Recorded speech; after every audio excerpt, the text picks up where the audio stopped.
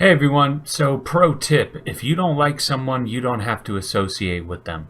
If the person you don't like is really nice and cool otherwise, then that might make you look like a jerk, and I may even call you out on being a jerk.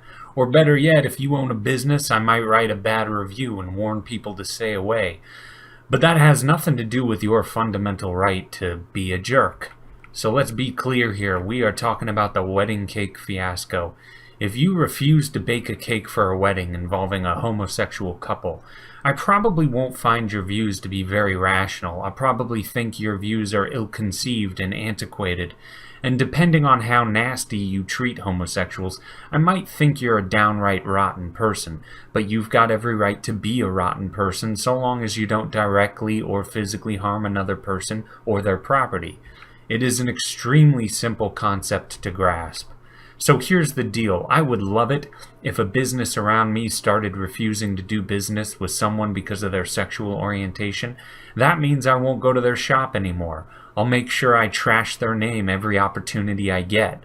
But I won't be able to criticize their archaic views if I don't know that they have them. And therein lies the problem with people who would advocate for the government to force a bakery to bake a cake for a homosexual wedding when they didn't want to. By forcing them to bake that cake, you deny everyone around that bakery the possibility of knowing just who they're doing business with. If there is a Nazi who runs a small business, I'd like the most chances possible to know who they are and what they're all about. That way I can keep my money in my wallet when I walk by their store. But if we force them to be kind and flowery to everyone, first of all, it won't help them with their fundamental issue of being a moronic Nazi. But secondly, it prevents me from knowing who they truly are. Therefore, I would be unknowingly funding their business and helping a lunatic profit. So if you want to break this issue down to its core, it comes down to this.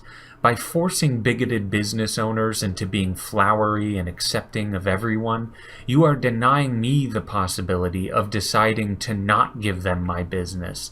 In much the same way that most reasonable people don't support such anti-homosexual nonsense, these forceful laws basically guarantee that those same anti-homosexual people will be better off economically because I will be helping their business profit because their sick and twisted thoughts are forced to be locked up in their head, and they are legally not allowed to be shown to the world for the mold that it is. I know it seems like you're doing a good deed by forcing homophobic people to not follow through on denying someone service, but in reality you're just giving them more business that they deserve to lose.